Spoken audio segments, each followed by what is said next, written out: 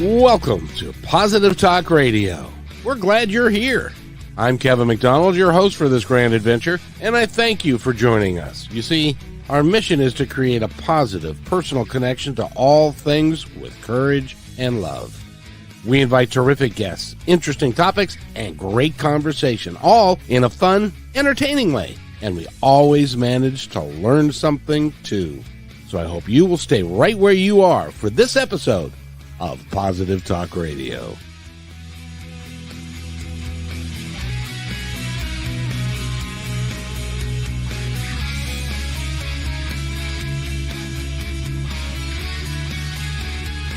And welcome to Positive Talk Radio for a Thursday afternoon.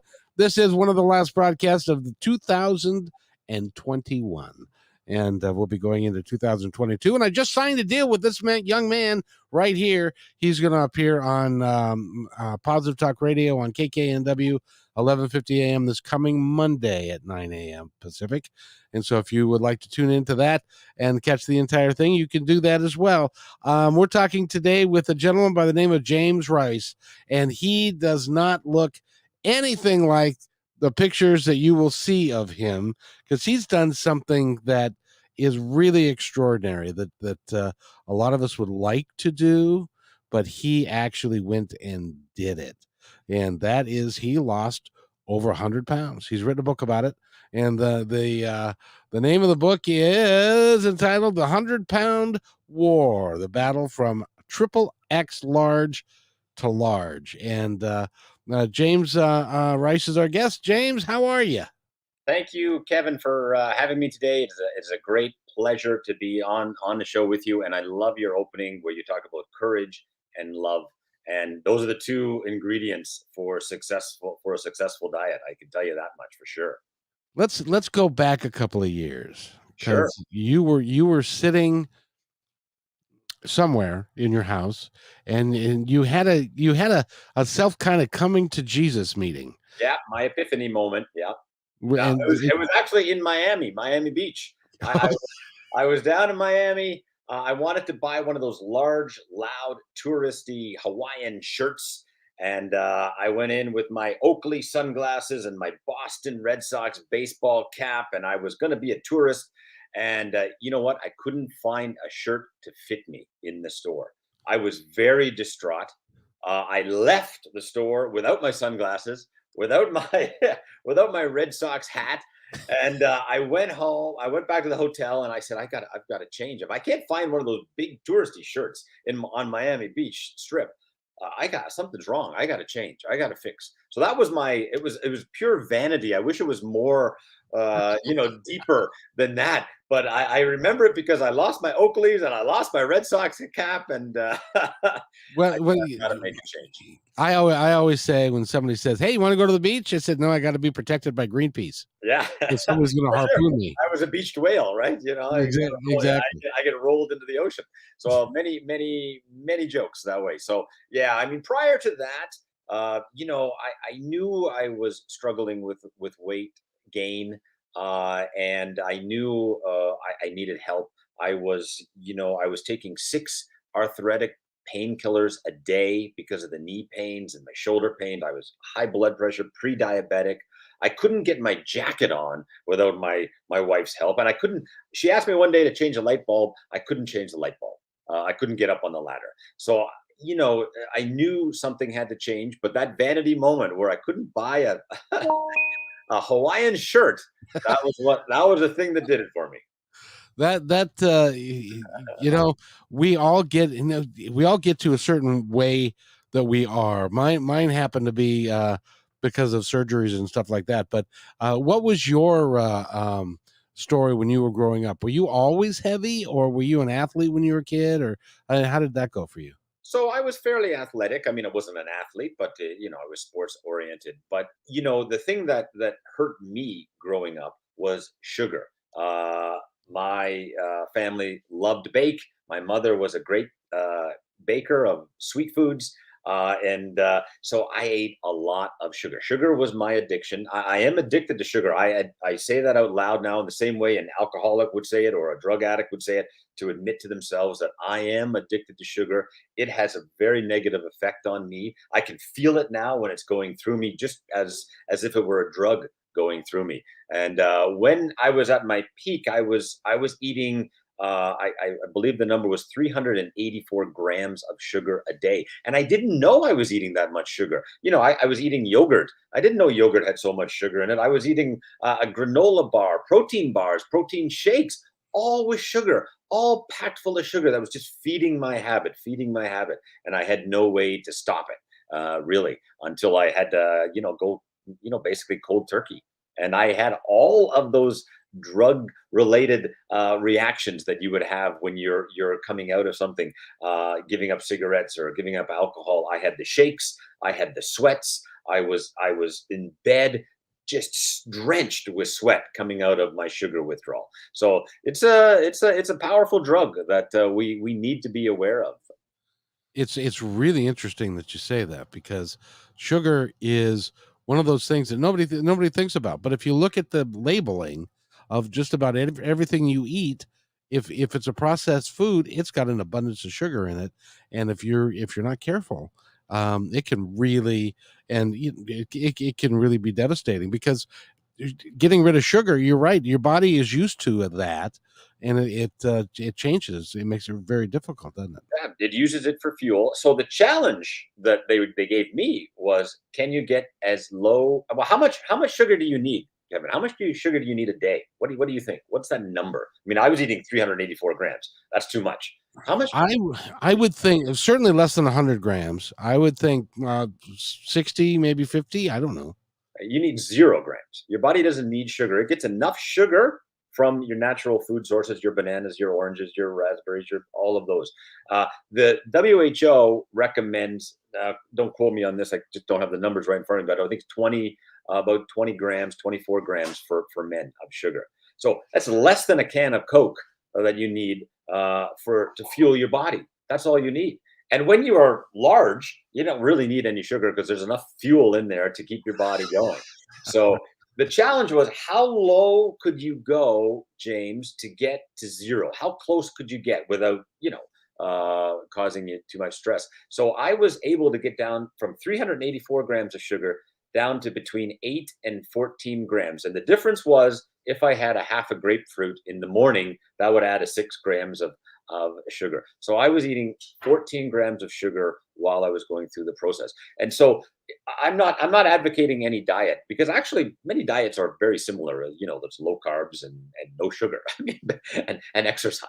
Yeah. So I mean, the food that you eat is different on each diet, and I don't advocate any one diet. I'm not a keto guy. I'm not an Atkins guy. However, I use all of them throughout my time losing weight. So I would switch between the diets because my body would adapt to a certain diet and then switch. So heading into the New Year's, I know people out there looking for diets, thinking about diets. How do I, diet? How do I lose weight? I'm going to go keto. I'm going to go paleo.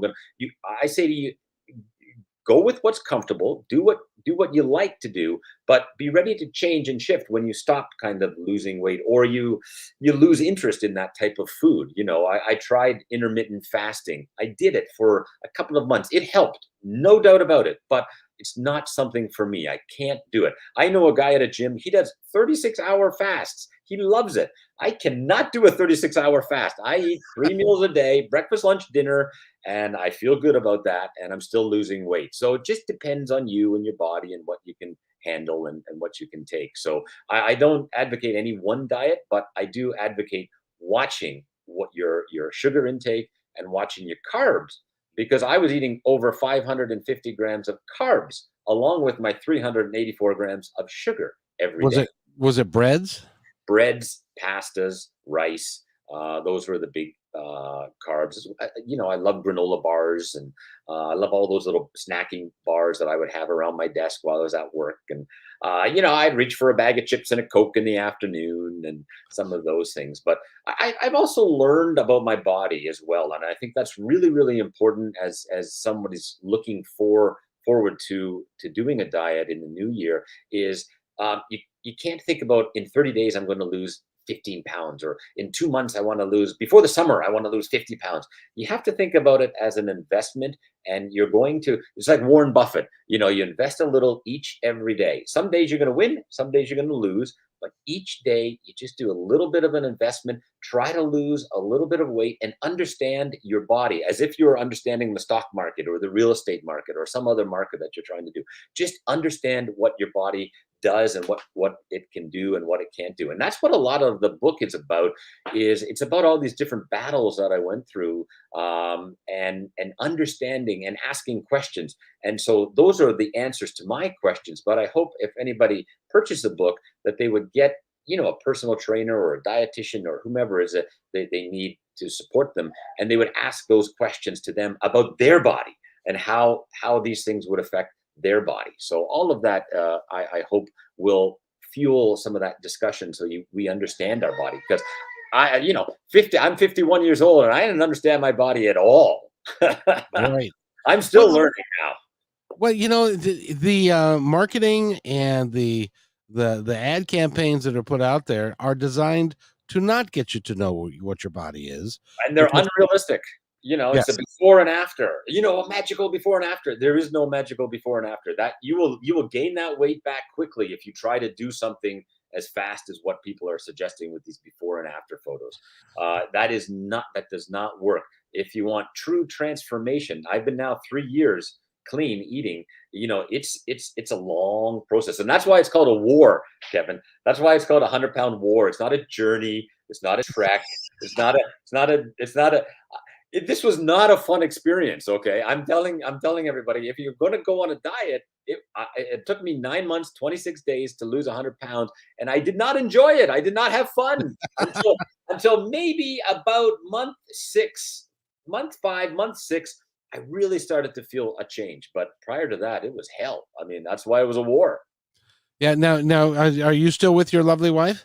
Yes, absolutely.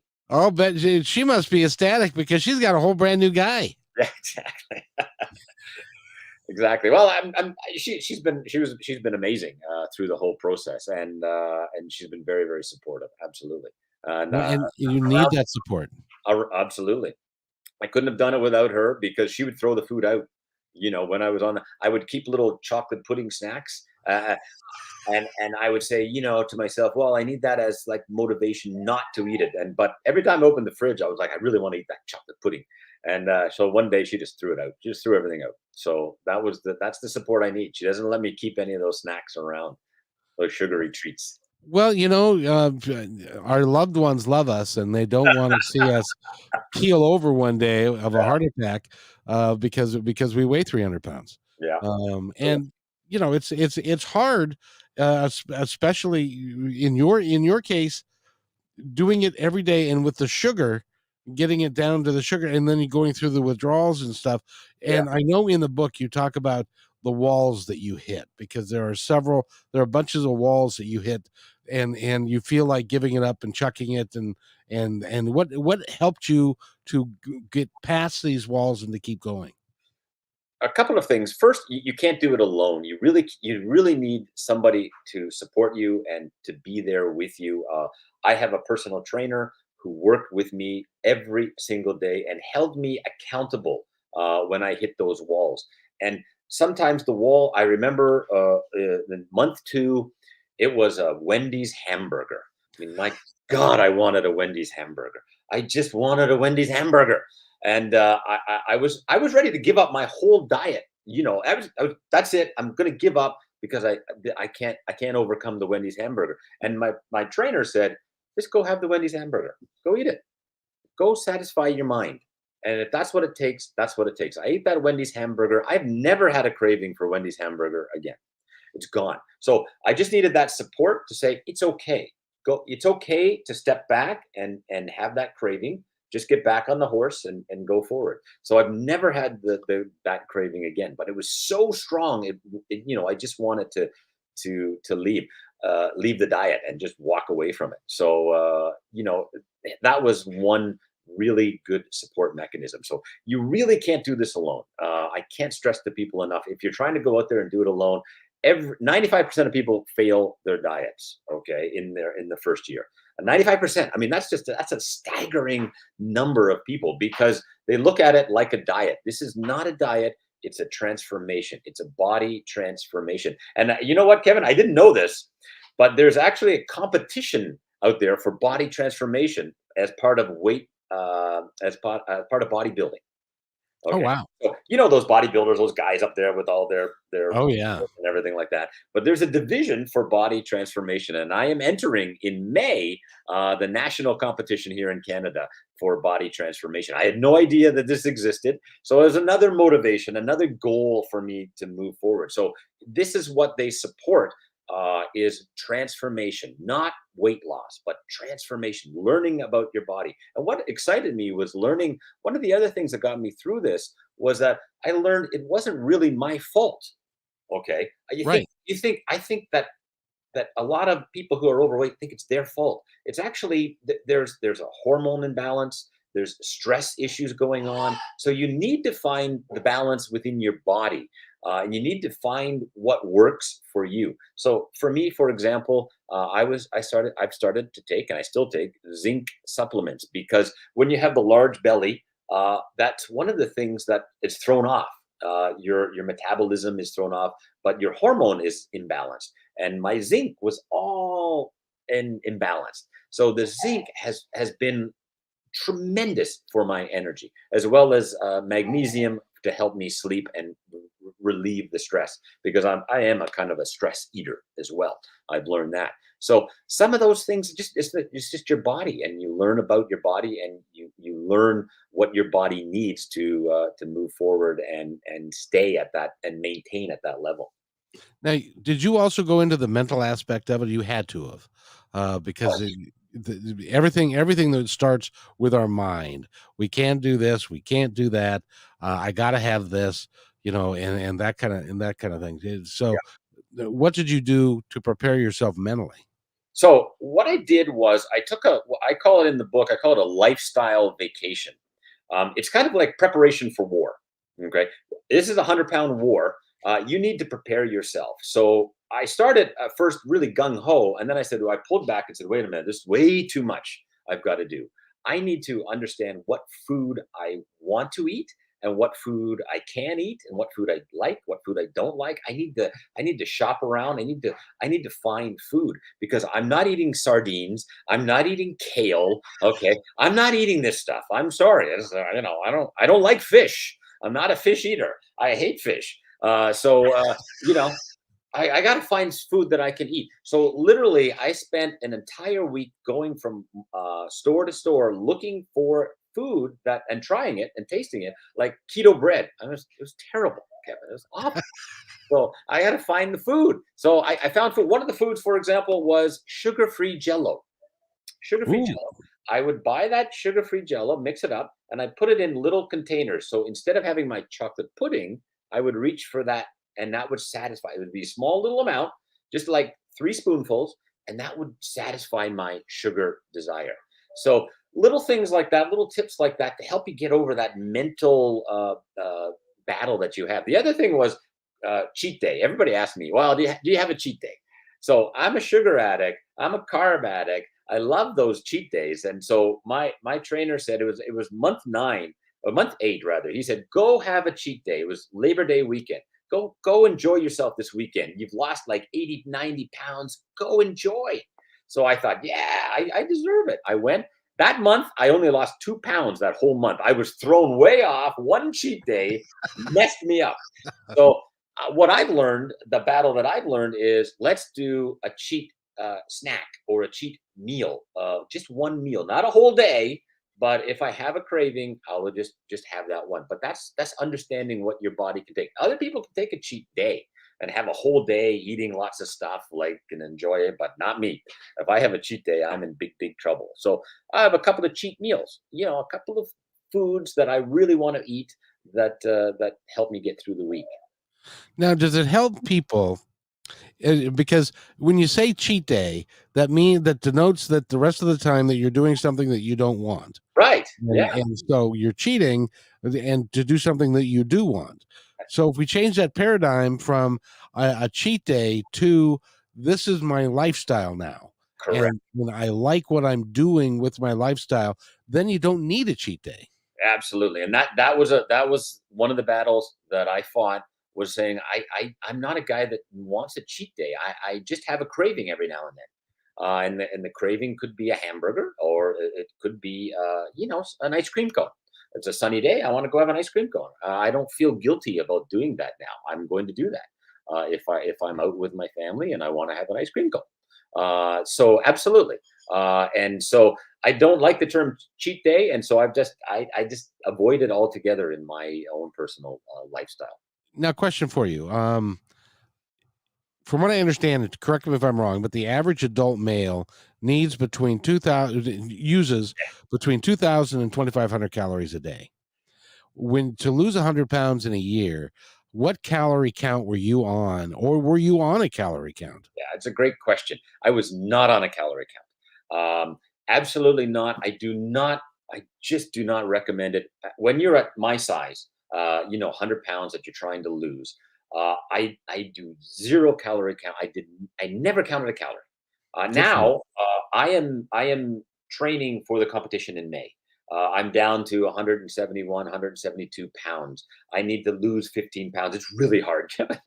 I don't know if I don't know if I can do it. But so I'm counting calories and I'm measuring my food and I'm doing all that crazy stuff, that you hear people are doing. But prior to this, I'm doing it for a competition. Okay, this is a goal. I'm working with a trainer. I work out every single day. So it's very, very intense. When I'm losing 100 pounds, never counted a calorie. I never ever. All I counted my sugar and I counted my carbs to maintain that number of what I was putting into my body. So that was the only numbers I worried about, was how much sugar was in it, how much carbs were in it, and that's what I measured. The other thing that I did, and it's I don't know, I've heard it's controversial in the fitness world, was I weighed myself every day.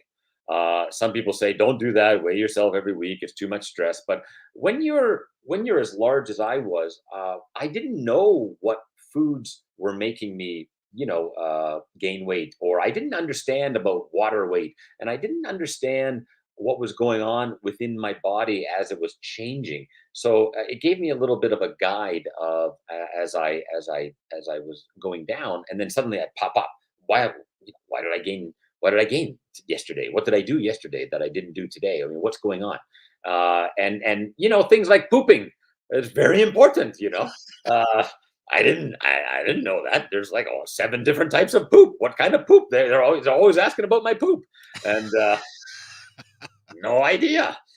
So I've learned about that, how important that is. So little things like that have been helpful.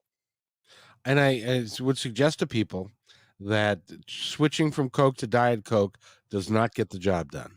That's not going to work, because there's things in Diet Coke that Yeah, cause you to gain weight as well, yeah, and to retain your weight. So you need this. If you're a soda drinker, you need. I know a guy. He had 3 or 4 quarts of Coke a day, yeah. and he weighed like 400 pounds, and then he had the surgery and he couldn't have Coke anymore, and he lost 100.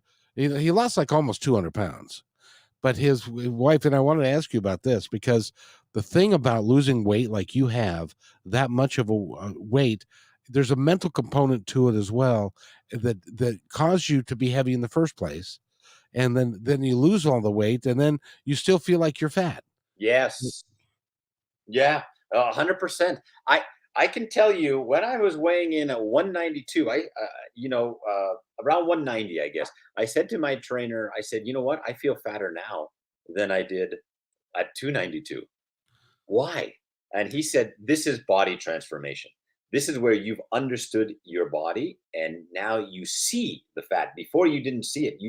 You were just there, and it was just part of your personality sometimes, because I was a big jovial Santa Claus guy, playing Santa Claus, having fun, and now I kind of notice where my fat is. I've never noticed that before. I've never noticed. I'm at 172, 171 now, and I'm like, wow, I got a little bit of fat here. Like, God, what am I thinking? You look at how huge you were, and now you're worried about some stuff around your legs, and it is a bit saggy though. I mean, it's a little bit above a problem, but Well, wait till you get a little older, pal. It doesn't get any better. but anyways. So yeah, it is fascinating that this happens to you, that you actually you notice your body as you're losing weight, and throughout the process that you are fat. And I shouldn't say you are fat, but it's just you notice where the fat lies. And the other interesting point that I've learned about is where the fat is determines what type of problems you have internally. So they, one of the things they did, they used skin calipers and measured my fat, which was very embarrassing. But they measured my fat all over my body, and that would tell them where the hormonal imbalance was. And so you learn about your body and what works for you and what doesn't work for you.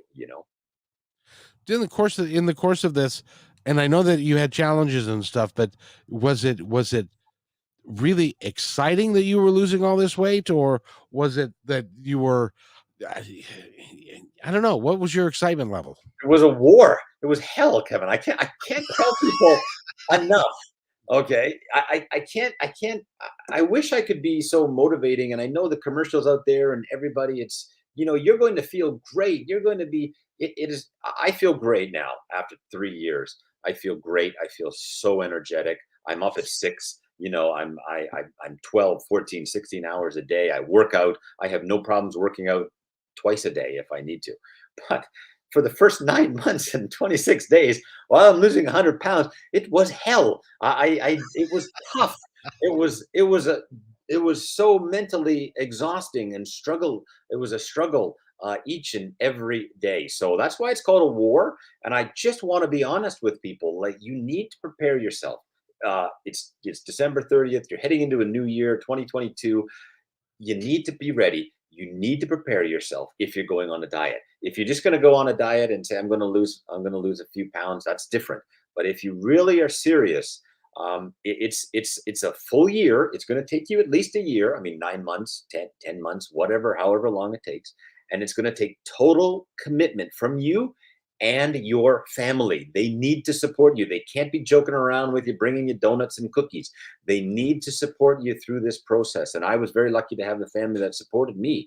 But you need that support, because it's very, very difficult. And that's why the rate is so high at 95% failure. Well, and not only that, but folks that do lose a lot of weight, because they haven't changed their mental attitude about that whole process, they gain it back. Yeah, and that's why it's a process. That's why it's an investment every single day, and it takes 9 months, 26 days, or 10 months, or a year to get to that mental part, because it's an everyday battle. I mean, it's going to kind of military camp where you're being trained, you're being whipped into shape, but you're doing it to yourself. And I can tell you, your body fights your mind, and your mind fights your body like you've never seen before. You don't know what's going on. And so literally somebody's gotta hold my hand. I remember talking about the zinc. I was so concerned that one day I was running out of zinc. I had no zinc left. I had no supplements left. I was in a panic. I was like, oh my God, I'm missing my zinc. And it was like month 2 or month 3. And my trainer drove over and brought me a bottle of zinc. Said, just calm down. It's all going to be fine. But that was the mental battle. Like, oh my God, I missed my zinc supplement. What am I going to do? And I went through a lot of these little tiny battles every single day, and it was hell. It was war. I wish I could be, my story is inspirational after 3 years. I understand it. And I get, the interest in what I've done and how did I do it. But I like to tell people, and this is where the love part comes in. It's tough love that I'm saying to you. It's very difficult, and you need to be ready from day one. You need to be prepared. You need to plan out. And some people say, Kevin, how many times do you exercise when you're doing it? That's another question I get a lot of. And I said, you know what? My first 3 months, I exercised 11 times. That's it, once a week. Exercise was not what I needed to do. What I needed to do was control my food and my sugar and my carbs and manage my stress, and get into a habit, because habit, builds, good results if you have good habits. So, first 3 month exercise was not even on my radar. I did a little, and it helped for sure, but once a week was all I did. Food, food, food, nutrition, nutrition, finding food, Kevin. It's just, what do I like?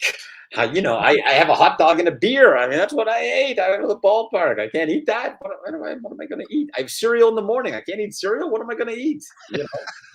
Well, it's interesting that you've done so well, because a lot of folks have such major problems with it, and they'll try everything. I tried something that was called isogenics. Have you ever heard of that one? No, don't know that one. That one is a fast diet shake.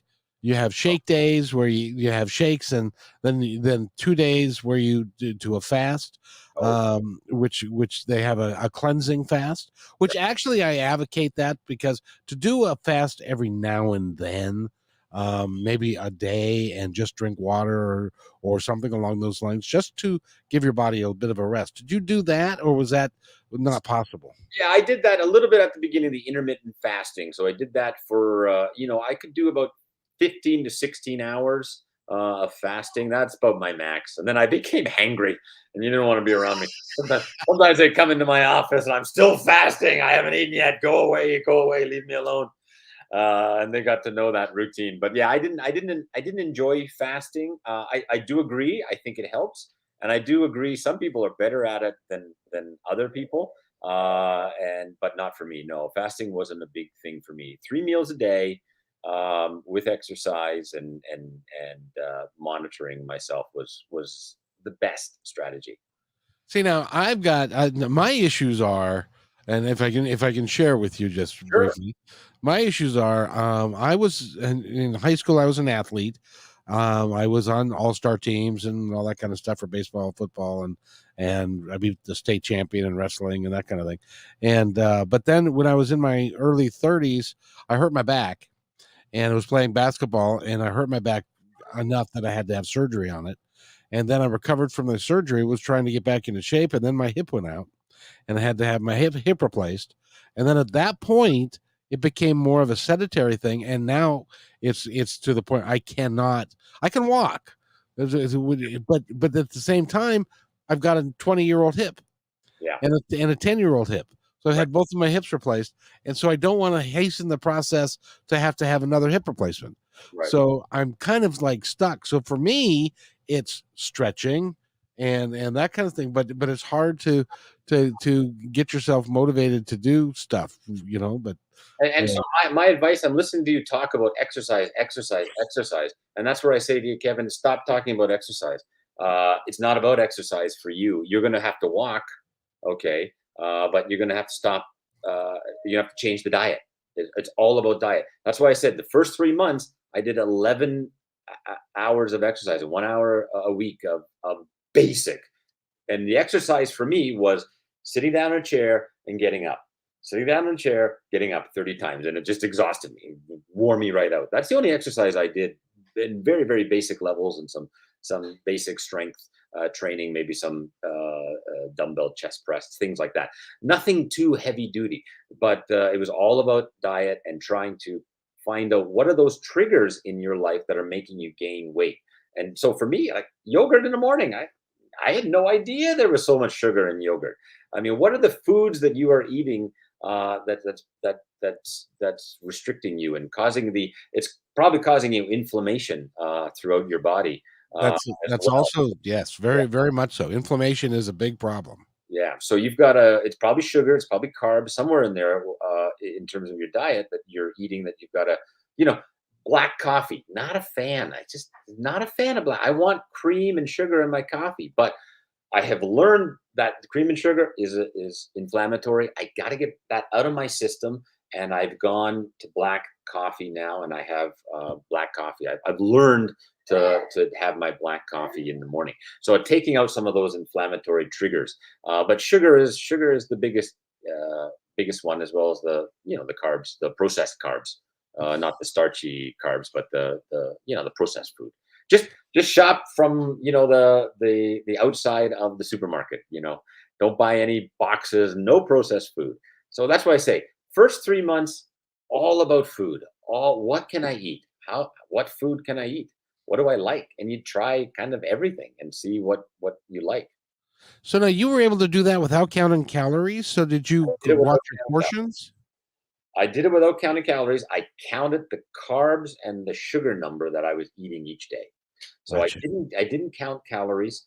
I am counting calories now, but I didn't count calories. Some people like that. If you like it, hey, go for it. I just find it very annoying. And I know there's great apps out there, and I use an app, and I'm doing it now. But I don't like it myself. But now that I'm training, I'm a bit more cognizant. And we don't have to do that. I mean, we just have to eat healthier. And I eat a lot of nuts. That was a good one for me. Protein shakes, real protein shakes from good sources. So you could talk to some great people at different stores, or personal trainers, or nutritionists, to find you great sources of protein. And I started with 4 protein shakes a day, Kevin. Oh Ugh, wow. it's That's terrible. I hated them by the end of the first month, but it really stopped my appetite. It stopped me eating. It stopped me from eating. When I got hungry, protein shake. I was like, you're kidding me. And when I now, got hungry, pistachios, almonds, those were my 2 go-to foods. Some people like cashews, some people like walnuts, but almonds and pistachios, I instead of chips and Coke, there was a protein shake and almonds and pistachios beside my desk. And I still have them now. So I still have my bag of almonds that I if I have a need. now in the protein shake world, there are two really different types. There's the soy protein, and then there's the whey protein. Which was yours? Which Yeah, would you like so better? yeah, I had the whey with the bone broth was the one that I used. But if you find somebody who's knowledgeable about the different shakes, they'll point you in the right direction to give you great. There's a lot of great products out there for the shakes, but which ones? It's certainly not the kind you buy at Walmart. Don't buy those ones. There are other ones out there you got to buy quality kind of products. That's the other thing.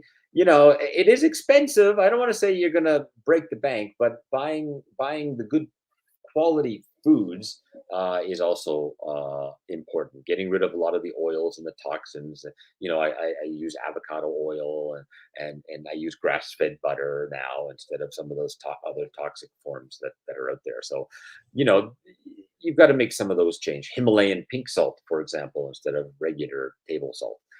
N- Some of those things like that. Now, do you have kids? I do. And so, did you, when you went on this program, did the entire family go with you, or were you eating separately or differently? Uh, yeah, they. It's a good question. One boy did, one boy didn't. Uh, and then so it was kind of a split, I guess. I had 2 boys. One boy's gone into personal training, and he is now my trainer, actually. So he got his personal trainer certification, and now he trains me every day. So one son, but the other son is also very cognizant of his health. And just to let people know, uh, I had a baby during this whole process. After losing 100 pounds, I got a newborn baby. So y'all be careful what you're doing when you are losing weight. Okay, you have more energy for other things beyond just exercise. So You're suddenly friskier than you've been in a long, long time. testosterone obviously went up, and I created a new life form. So that's a whole other area. So, so how old your baby? So he's 16 months now. Oh, very good. So, yeah, and you I need, hear him in the background. yeah. Well, I don't know that I could do at or even when I was in my 50s, because I'm a little bit older than that, but I don't think that I could have a newborn. That's for the young, and when you were, and here's the other thing I want to point out to people if you have never had, some people, by the grace of God and their metabolism, they can eat anything and everything and they don't gain a pound. Yeah. My brother could drink a case of beer a day, and sadly he did for a long time, and not gain a pound. Of course, he didn't eat anything else. But there are people that, so that you don't realize what it's like for somebody who looks at devil's food cake and gains 5 pounds. It's very hard. And my brother was the same. I got to go. He's 6 foot. He's 6 foot something. Thin. He was thin as a rail. He could eat a box of Oreos. I would eat one Oreo. Boom! I'm gaining 10 pounds. So I know exactly. And he's so handsome. He's a good looking guy. But all things evened out. Now he's got the beer belly, and I look good. So it all evens out in time. Well, and have you noticed, this just as an aside, have you noticed people look at you differently now than they used to? Oh yeah, absolutely. Of course. I mean, that's that. I mean, that's kind of part of the motivation as well, and that's the motivation for me to keep going through new goals. Is how far can I push myself? But yeah, it's nice. It's nice, and I remember, and I told my wife this, so it's not a secret. I remember one time I was getting fitted for clothes, new clothes, back down to my L size, and I was asked out on a date by a young lady. Never happened before, ever, Kevin. So, there's perks to the ego, I guess. That's one of those things where when you're a little heavier and stuff, you don't get asked out a lot. No. But so I'm sure that you have a lovely wife and a lovely relationship, and so, but it And does I the came home whole and said, "Oh my God, you know what happened here? I was just asked out on a date." And you can't go shopping there anymore. So, well, it's good for the ego. It's good for the ego. yeah. So there are small battles that you do win. Absolutely. But it makes it's a tough road. And congratulations, by the way. I'm has it changed more than just your body image? Has it changed your entire outlook on life? Well, absolutely, and I have a lot more energy. With a newborn now, I'm able to get up at 6 a.m. and I have so much energy throughout the day. It's amazing. It's really wonderful. And if I can leave the listeners with some advice, when you're going through when you're on the airplane and they're going through that safety protocol, and they say, put the mask on for yourself first, and then someone else. That's what you have to do when you're losing weight. You have to save yourself first. Okay. You can't help your family. You can't help your friends. You can't help your newborns, your kids, without taking care of yourself first. And that's the step. I hear so many women and men talk to me. Well, my family. I'm busy with my family. I'm busy with my job. I'm busy, busy, busy. Yeah, but you're going to leave a big gaping hole in your family if you don't take care of yourself first. And so that's what I really want to stress to people. Take care of yourself first, invest in yourself just a little bit each day to try to maintain it. And you don't have to go crazy with heaps and heaps of exercise. Start with the food first. It's interesting because I talk to a lot of positive people and a lot of motivational people. Do you know that that's the second time in a week that metaphor has been used? Is right? Yeah, the exact same one. Is that About right? you gotta put the mask on you for yourself before you put it on to the child or somebody who's acting like one. Yeah, It's because if you don't take care of yourself, you can't take care of anybody else. exactly. If you can't even change a light bulb, I know what that's like. I really do. So, and also when I was younger, if I fell, which occasionally, you lose your balance and fall, maybe, and it would be okay. And then not anymore. Now I tear things up.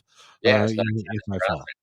Yeah, yeah. So I mean, there's tremendous trainers out there. There's tremendous personal trainers that you can start at any age. Some of the inspirational stories I see now that I'm on kind of this bodybuilding circuit. Again, I'm not a bodybuilder, but I am in that world, I guess now. I see them at 80, 90 years old bodybuilding. It's tremendous. Some of these people, what they're doing. It's so inspirational. that just a little bit of exercise every single day. So Kevin, you can do it. When you're 70, you're going to be on the circuit with me. We'll be competing against each other in the master class over 50 age group. I'll give you a few years to catch up, and then you'll be ready to go. Well, I'll make a commitment to you now. Okay. I need to have you back on November 1st of the next year. All right, we'll check in on you. And I intend to We'll do an update. We'll do an update. You got to do an update show. Yes, absolutely. We'll do it, like every 3 months. Just check in, see where you're at, like a short segment. Well, and the problem is, see, my person, see, and this is all ego driven, but as my podcast grows and I'm doing more video stuff, I can't be the short fat white guy that's on the video anymore. So I've got to really work on it. Well, you know what they call me at the gym? They call me Baby Rock. So that can be your mantra in the future too. I'm not quite the Rock. I'm not as tall as him, but I'm the Baby Rock. So we can do that. What's interesting too is if you go to your website, which by the way, I would advocate you go to his website, which is 100poundwar.com. And 100. Yeah, 100. Yes, 100poundwar.com. And you've taken pictures with some celebrities, Sean Astin from he was on a bunch of stuff like Rudy and Lord of the Rings, and Steven Seagal, who looked I think I've seen all of it, most of his pictures, and he never looks happy in any of them anyway. He just looked like that in the picture that you took with him. And there were some other celebrities that and so it became a really cool thing for you to go through, to be able to do this. And at the end of the day, you deserve every accolade that you can get. I did kind of a belly tour. Yeah, you can find it on the website. It's a belly tour. I went around and again, it was a motivation for me to keep going, to keep pushing myself forward, was, accepting who I was and what I've done to change. And we use the photos a little bit at the gym for people to inspire them to keep going, so that's what I did with my Trainer Saber. And we went around and we did some fun shots all over bodybuilding contests, and we met some celebrities. So it was a lot of. They were very, very gracious and very supportive as well. Well, and I just applaud you for taking your shirt off and wearing little pants when you were 300 pounds. That takes a bit of. Well, I gotta tell you honestly. I said you can't publish that picture yet until I'm actually successful. So the gym kept saying, "Can we do it now?" And I'm saying, "Not yet, not yet, not yet. I'm not ready." So that was one of the mental battles you talked about, Kevin. I just wasn't ready to show that picture. But finally, after losing the 100 pounds, I thought I was ready to share my story.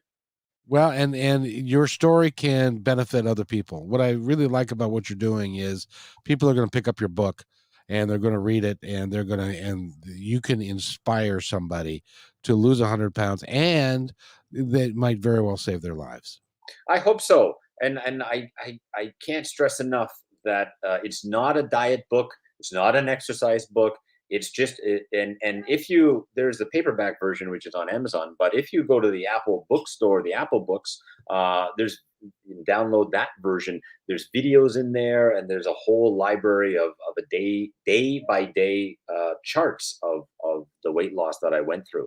So it's quite fascinating to look at those and some of the mental struggles. And I think even on the website, there's a video that I made, which is after day 14, where I was ready to give up. I was ready to give up, and I just, people were kind of making fun of me because I was on a diet, and it really got to me. It really got to me, and it made me angry to kind of keep moving forward. But it was close. On day 14, I was ready to give up.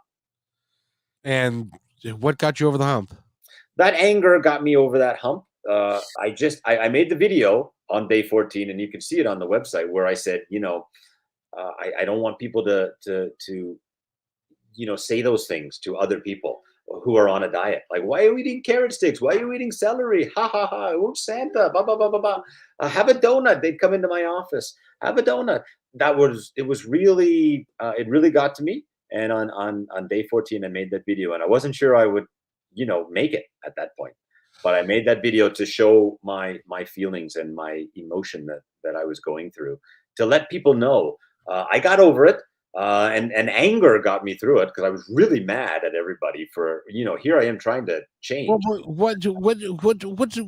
why would somebody come in with a donut if they know that number one, you're susceptible to sugar, and number two, you're trying to lose weight? Well, What did they do that because was it just, did they think they were being funny? Well, I have that personality of being jovial, Me and too. funny and sarcastic, and you bring that out of people as well, right? And so when you're trying to change, they don't necessarily understand how difficult. They're very thin people. They're very athletic people. They maybe didn't understand how difficult it was. So that video was there to show people the effect that one sentence could have on you, on somebody going through this war. One little sentence: have a donut. Hey, James, why are you doing this? Who's going to play Santa? I remember that line like it was yesterday. Who's going to play Santa? Well, anybody can play Santa. Go find another fat guy. I'm done. Yeah, but see, to me, that's the same thing as like somebody walking into your office. If you are battling alcohol and Yeah, you're trying to quit yeah, doing that, and then to come in there and pour a beer on your desk and sit there and drink and say, "Oh, come on, yep. just have That's- one." yeah, yeah, There's no such thing. If you're an yeah, alcoholic, there's no such thing as just one. It can send you on a bender that lasts for yep. weeks or Well, months. and it happened to me in month 9 with the cheat day. Boom, I'm gone. The whole month was gone by having a cheat day. So yeah, absolutely. And that effect, you know, it's really hard when you're battling an addiction. It's really hard when you're going through this war, this weight loss war. That's what it is, and that's the mentality you have to have. That you're fighting, not maybe yourself and maybe other people. Yeah, you're going to get support from your family, but the outside world may not be ready for you to change. And I think there was that transition for the people around me, where whoa, whoa, whoa, whoa. After about month 3, where I started to really show the weight loss, the people around me went, "Whoa, he's serious. He's serious about this. He's serious." So that message got through, but it took 3 months for people around to really start to notice, and that really I was I was disciplined enough to get through it. But one little word, one little sentence, you've got to go through it. The other problem, invite you out to the restaurant. Restaurants are evil for us, Kevin. Get away from the Yeah. restaurant. There's so much sugar and all the sauces and everything. You avoid them. There's a restaurant on the West Coast. It's called Claim Jumper, and they specialize in big portions. Yeah, The portions are big enough to where they go through a lot of to-go containers because you can't eat what they serve you. yeah, And so me and a couple friends were there, and I was going, "Have you noticed that everybody that walks in here is fat?" Is because they go there because they can get as much as they want, and that's just what they serve. But it's like that's dangerous. They shouldn't be doing that. yeah. So I got to ask you: do you remember what month it was when you could look down and see your toes and other things that were? Yeah, month 5 was a big month for me. It was about 5 months in, when I was getting really. That's when I was going to the start looking for new clothes. I was very, very excited, and well, it's not only month 5. It's even when I mean 2 or 3 months ago, I was working out, and I said, "Geez, what is this? What is this muscle here?" I said to my trainer, and he goes, "That's not a muscle, man. That's your bone." I said, "There's a bone there? I didn't know there was a bone in my." Oh, I didn't know that. I said, "Yeah, because you've never ever felt it down there before, but there's a bone there." So yeah. So I'm finding new body parts all the time. Even now, 3 years later, I'm finding new body parts. So yeah, I was very excited when I started to show my collarbone. I was very, wow, I can see my collarbone. That was exciting. So yeah, it was. So month 5 was a big energy month. That's the month where I saw a transition from the lifestyle of just eating food and less exercise, to being actually active and doing something every day. And I wrote in the book, I did 5 days in a row in month 5 of exercise, which I heaven. When was the last time you've exercised 5 days in a row when you're 50 years old? I can't remember that ever. I'd have to go back to my, high school days, maybe when I was doing some activity 5 days in a row. So that was a big wow moment. So I remember that in month 5. And so I was definitely and more energetic. Body weight was dropping. I had lost about 50 pounds by month 50, 60 pounds by month 5. So that's the other thing. The first 4 or 5 months, I lost 50 pounds very quickly. So I was like, "Wow, this is amazing!" But the next 50 pounds, it was damn hard, I can tell you, because it didn't go off as fast. That's when the real fat started to go. You know And some of that fat had been there for 20 years. exactly, exactly. So that It was doesn't go without a fight. it. Did not go, and that's the war. That's the 100-pound war. You got it, Kevin, right there. That is it. That's what I'm talking about. It doesn't go away. It does not want to leave you. It's very comfortable. And you're very comfortable with it sometimes as That's well. exactly well, right. You make up jokes and you make people laugh, and your kids play with it, and you know all that happens. Absolutely. Yeah, well, when there comes a certain point in time when you recognize that, as an example, my best friend in high school is dead. My brother, who's 18 months older than me, he's gone. Two kids that I played ball with in high school, they're gone. No, three. And it's so I'm to the point in time where you either make the decision, and it clearly is a decision. You either make the decision that you're going to make a change, or you're preparing for when you go. And I have too much fun talking with people like you, and I want to do this for a very long time. So so I'm working to make the changes that you've already made. And Kevin, at 48, I was saying to myself that if I were to have a massive heart attack, I'd be okay. I had a good life. At 48, I'm saying I had a good life. That's the wrong mentality. I got 40 more years I can give to my family and friends here.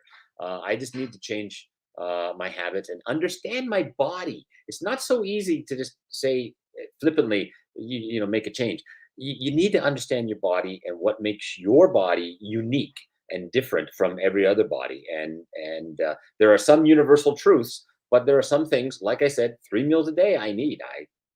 I need that. That's what I need.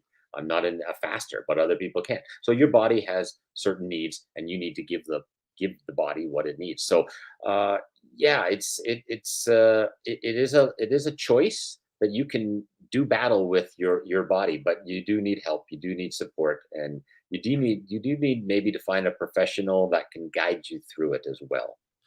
Now, did you have? I know you've got a personal trainer who's now your son, but when you had another one to start with, did you also have a nutritionist who helped you out?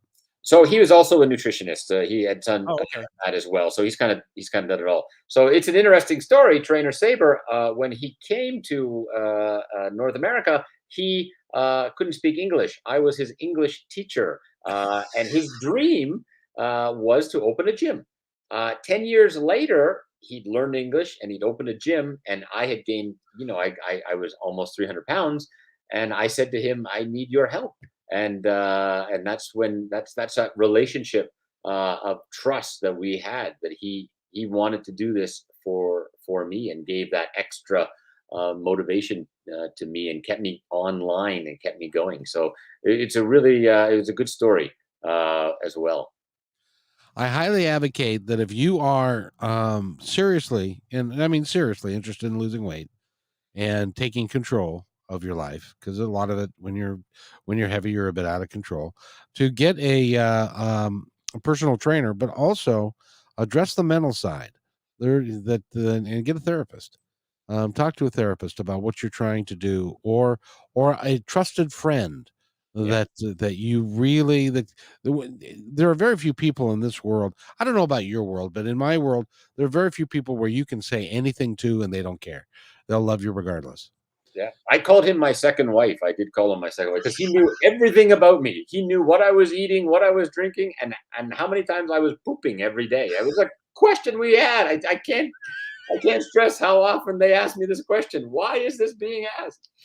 So now that my pooping is normal, he doesn't ask me those questions anymore. But so I mean, it gets really personal, and he sees you, and he sees you with your big belly, and he sees everything. He knows where all your fat is, and so you need to find somebody that you can really, really trust, and who can really motivate you sometimes when you're down.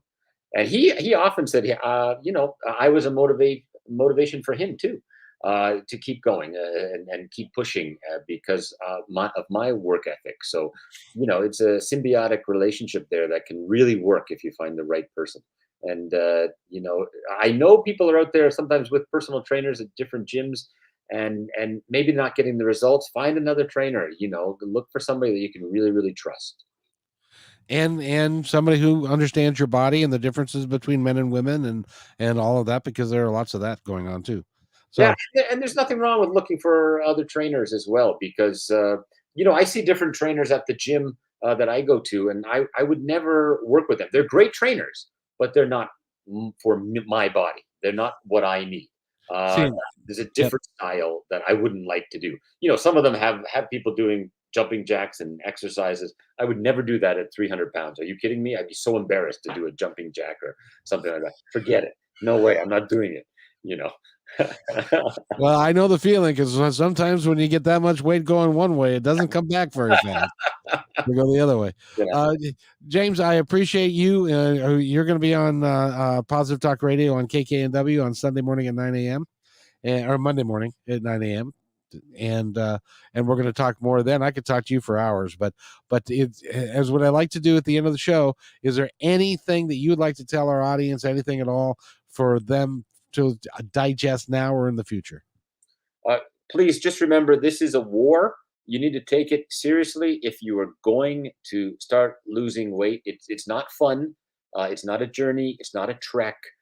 It's a battle between your mind and your body, and you need to be ready for that. And you need to take it very, very seriously if you want to lose weight. So, and invest in yourself. You can do it, and it can be done. But it is a war. And I want to everybody keep in mind that 5 months he had lost 50 pounds, but it was only halfway there. But that's 5 months. That's 180 days. So that's every day getting up and doing the same thing, then taking care of yourself every day and not taking any days off. So it's a grind. It's a big time grind, and it's a war. So, but you've won the war. But it's not over yet, because now you've got new goals and new things that you're doing. You've got a brand new baby. Who knows? Maybe your brand new baby is gonna have a brother or sister. Oh God, I hope not. Well, James, thank you very much. Go to his website, which again is 100-pound. That's 100poundwar.com, and you get all the information about him, and buy his book, which is the 100-Pound War, and that'll give you some insight as to what he had to do to get through it all, and can give you hope that you can do it too. He's a great man, but he poops and he puts his pants on one leg at a time like everybody else. James, thank you so much for being here. Thank you, Kevin. Thank you for having me. It's a pleasure. If you hold on just a second, I'll be right back.